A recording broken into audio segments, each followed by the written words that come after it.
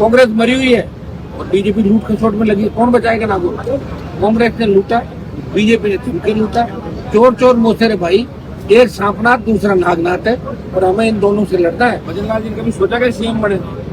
ये तो बहुत बड़े भाग्यशाली है। या तो हवाई जहाज से जो बचा था वो भाग्यशाली है, और या भजन लाल जी। मुझे भाग्य पहले मैं भरोसा नहीं करता था, इनके सीएम बनने के बाद मैं भाग्य पर भरोसा करने लगा। कुछ भी हो सकता है। अंतरिक्ष से पृथ्वी दिखती है क्या? पृथ्वी दिखेगी जब तो इंडिया है, पृथ्वी से अलग है इंडिया।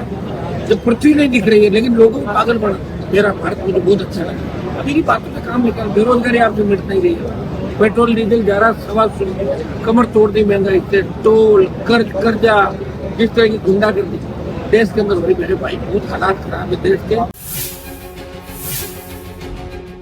आए हैं तो सरकार से किस तरह की मांग करते हैं आप? देखिए, जो माइनिंग बेल्ट है यहाँ नदी का स्वरूप, पिछली बार भी जब मेघराज सिंह पार्टी की नदी का स्वरूप जब लीक काउंटिंग होती है, इनको कहा जाता है लीक नदी क्षेत्र के बीच से 45 मीटर छोड़ के, और नदी के बीच में अगर आप करते हो तो 3 मीटर घेरा, इससे ज्यादा नहीं। ये तो 30 मीटर घेरा कर दे, कई जगह पानी आ गया तो फिर जहाँ नीचे ग्रेवल निकल गया और पानी आएगा, रुकेगा नहीं, चला जाएगा सीधा। तो नदी का स्वरूप बिगाड़ दिया अब्दुल रहमान का जो उसका सीधा उल्लंघन है।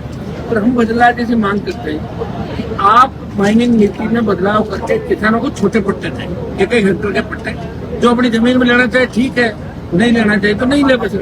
और आप ये कह रहे हो कि तो वो फिर नदी से खोदेंगे तो फिर आपकी पुलिस लगेगी, नाके लगेंगे, तो ठीक है।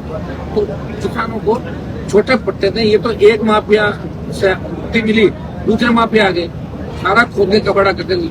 और सबसे दुर्भाग्य इस बात का है कि 5 जो माइन से अलॉट हुई है, उन 5 में 5, 7, 10 पॉलिटिकल लोग हैं। नागौर का एसपी भी इसके अंदर है और हिस्सेदारी भी बहुत से लोगों की है।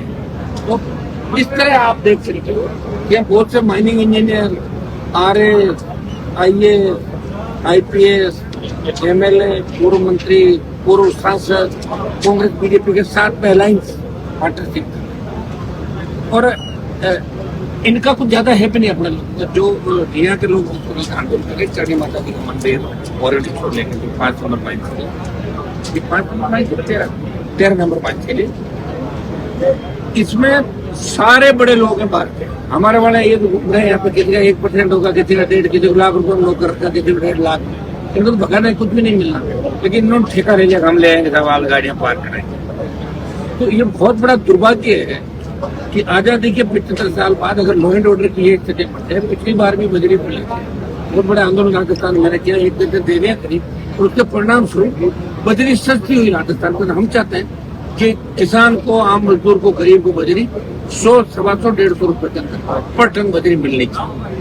या जिस तरह 13 नंबर माइन से इन्होंने 2-3 लाख स्टॉक इकट्ठा कर लिया, ये तो गलत है। हम ये चाहेंगे इस स्टॉक की जांच करें, ये रवाना अगर स्टॉक का तो कितना कर सकता है।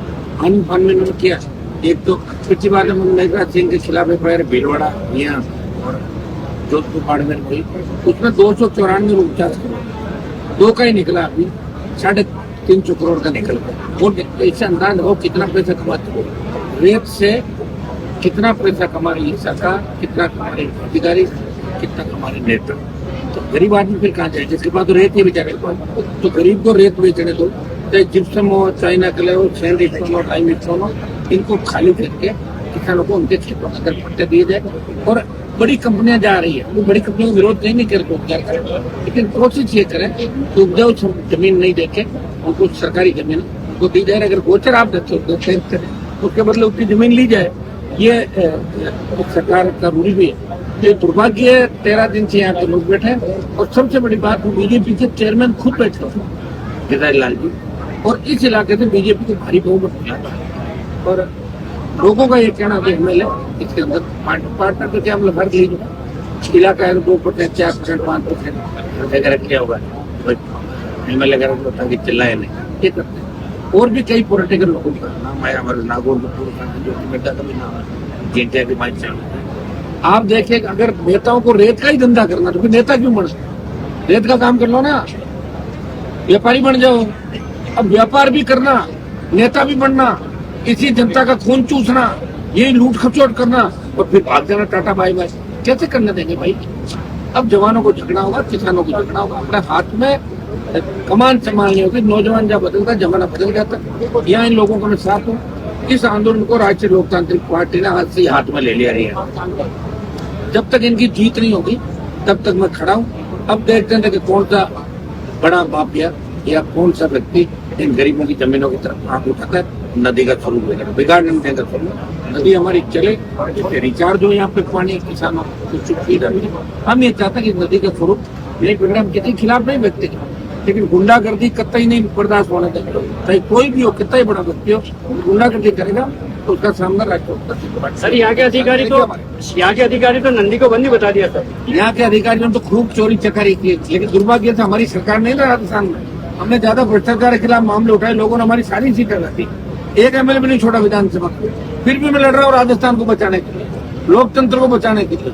मीडिया को आपको सिविल लाइन के अंदर एंट्री नहीं दी जाती। पहले सीएम गवर्नर के मीडिया जा सकता था, अब 1 किलोमीटर दूर खड़ा करता झूठ का। भाइयों, आपकी आवाज भी हम ही उठा रहे हैं। हर व्यक्ति की, हर वर्ग की, हर समाज की आवाज उठा रहे हैं। आप थोड़ी हिम्मत रखो, ताकत दो इनको। और आपकी ताकत है, और सोशल मीडिया हमारे पास बहुत बड़ी ताकत, मीडिया का साइड, प्रिंट मीडिया, इलेक्ट्रॉनिक, आप सब ताकत होगा। देसी चुप से माफिया राज खत्म करेंगे राजस्थान के अंदर और लंबे समय तक इनको नहीं चलने देंगे। सर यहाँ तो लोग मंदिर को भी नहीं छोड़ा इन्होंने। आप तो मंदिर को नहीं छोड़ा, राजस्थान में तो आईसीयू के अंदर रेप हो गया। कौन सी बात कर रहे हो? देखा कानून व्यवस्था। भजनलाल जी ने कभी सोचा कि सीएम बने? ये तो बहुत बड़े भाग्यशाली है। या तो हवाई जहाज से जो बचा था वो भाग्यशाली है, और या भजनलाल जी। मुझे भाग्य पहले मैं भरोसा नहीं करता था, इनके सीएम बनने के बाद मैं भाग्य पर भरोसा करने लगा। कुछ भी हो सकता है। ये दुर्भाग्य है राजस्थान का भाई। इनको अधिकारी चला रहे हैं, सारा सिस्टम पता ही नहीं इनका क्या सिस्टम है। आज इतना बड़ा रैली तो कलेक्टर को आना चाहिए ना, इसमें कलेक्टर क्यों डर के भाग रहे हैं? और अगर इतने ही डरते हैं तो चले जाए नागौर छोड़ के, तो इसलिए भीड़ में नहीं आना। आप कुछ गड़बड़ हो जाए, धक्का मुक्की हो जाए ना, तो क्या फर्क पड़ जाता है? धक्का मुक्की अरे बस चलता रहता है। यहाँ नागौर में भी रहना, हम बोल्ड है, पब्लिक के सामने आना नहीं, छुप जाना, जो कहते किसी मुकदमा दर्ज कराना। क्या कांग्रेस में मरी हुई है? कहाँ है कांग्रेस? बताओ। 1.5 साल में, 2 साल में आपने कांग्रेस को देखा क्या नागौर जिले में? कांग्रेस मरी हुई है और बीजेपी लूट खसोट में लगी है। कौन बचाएगा नागौर? राष्ट्रीय पार्टी नागौर को नहीं, पूरे राजस्थान को बचाएगा। कांग्रेस तो संविधान बचाने की बात करी, तो संविधान तो बचा हुआ, कौन लेके गया? इन्होंने कौन तक कम दुरुपयोग किया? कांग्रेसियों ने आपातकाल लगाया और इन्होंने घोषित आपातकाल लगा, जिनका रोज गए आपातकाल। उनका इंदिरा गांधी जी के समय कुंवरों की नसबंदियां करी थी, आपको याद है? क्या तुम पकड़ लोग, तो वो याद करना। कांग्रेस ने लूटा, बीजेपी ने चुनके लूटा। चोर चोर मोसेरे भाई, एक सांपनाथ दूसरा नागनाथ है, और हमें इन दोनों से लड़ना है। और दोनों का ठिकाना पंचायत चुनाव के अंदर इनका हिसाब बराबर कर देंगे। इस मामले को लेकर आगामी क्या रणनीति रहेगी? बढ़िया ही रहेगी रणनीति। आप कितने बाद मामला हाथ में लिया है, तो दिल्ली तक गूंज रहेगी इसकी, लोकसभा में उठेगा मामला है मजबूती के साथ। चुप नहीं बैठेंगे भाई, हम इनको न्याय दिलाएंगे। जैसा संघर्ष समिति और जैसा रिया का आम जन चाह रहा है वो फैसला में करेंगे। सर, लीजदार का कहना है कि हमने उनसे बात करी थी, वो कह रहे हैं कि पहले यहाँ पे अवैध खनन होता था, अब हमें जो गवर्नमेंट से लीज मिली है तो यहाँ के लोगों को हम यहाँ पे फायदा नहीं दे रहे हैं कि जिनको कमीशन चाहिए वो दे नहीं रहे, तो ये हमारे खिलाफ आंदोलन। आरोप प्रत्यारोप लग रहा है। अगर लीज कैंसिल भी होती है ना, लीज धारक को पूरा पैसा सरकार दे देगी, वो लीज धारक का नुकसान नहीं चाहते। और ज्यादातर तो 50,000 रुपए नौकरी करने वाले बच्चे हैं, नौकरी करने लीज धारक को 2, 3, 4 नाम किनके नाम से लेनी होगी, 500 चढ़ी रखते हैं। सर, पूर्व की सरकार के में अभी आरएलपी ने एक बड़ा बिजली को लेकर प्रदर्शन किया था और वर्तमान में भी कर रही है, लेकिन विपक्ष ने खुलकर सामने नहीं आ रहा है। विपक्ष है कहाँ राजस्थान में? हाँ। विपक्ष कांग्रेस ने, राष्ट्रीय लोकतांत्रिक पार्टी विपक्ष है। बीजेपी ने आवाज उठाई 2-3 जिलों के पार्टी, आदिवासी पार्टी, उनका एमएलए पकड़ा जी, बोला जो। और ये आप बताओ, यार कांग्रेस बीजेपी के 2 एमएलए चोरी कर रहे हैं, किसी को पकड़ा गया? ऐसी बिना पकड़ते कब है? जब पीछा करना पड़ता है, जब फोन सर्वेलेंस में लेने पड़ते हैं, निगरानी करनी पड़ती है। अगर उसका बीजेपी के विधायक का जितना पीछा किया, अगर कांग्रेस बीजेपी के कई मंत्री और मैं विधायक बता दूं जिनका पीछा करते, रोज 2 बार पकड़ा गया डेली, नहीं पकड़ना उनको। सिर्फ तीसरी ताकतों को खत्म करना, तीसरी ताकत खड़ी नहीं हो जाए, हम धमके राजस्थान बोलते हैं। हम बैठे ना ऐसा ही 32 और 8 बजे 67 दिन, 67 दिन सरकार की धूम तक नहीं होती। और इसी सरकार ने कहा था कि मार्च में का पुनर्गठन करेंगे और हम ऐसा ही प्रतिरोध करेंगे। तमाम अमित शाह ने कहा, मोदी जी ने कहा कि पाताल से भी दूध निकालूंगा। कहा पाताल की जरूरत नहीं, ठीक है डोर ले लिया आप अगर लाना।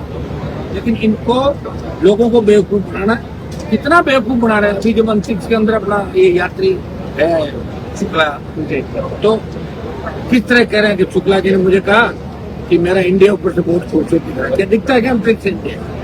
हेलीकॉप्टर में आप चले जाओ और आपको नीचे नहीं दिखता, पेड़ नजर आते हैं, हवाई जहाज में नीचे दिखता, कुछ बादल दिखते हैं। लेकिन किस तरह लोगों को बेवकूफ बनाना कि मेरा भारत मुझे बहुत अच्छा दिख रहा है। क्या आप उस बात को मानते हो? क्या अंतरिक्ष से पृथ्वी दिखती है क्या? पृथ्वी दिखेगी जब तो इंडिया है, पृथ्वी से अलग है इंडिया। जब पृथ्वी नहीं दिख रही है लेकिन लोगों को पागल बना, मेरा भारत मुझे बहुत अच्छा लगा। अभी की बातों में काम निकाल, बेरोजगारी आपसे मिट नहीं रही है।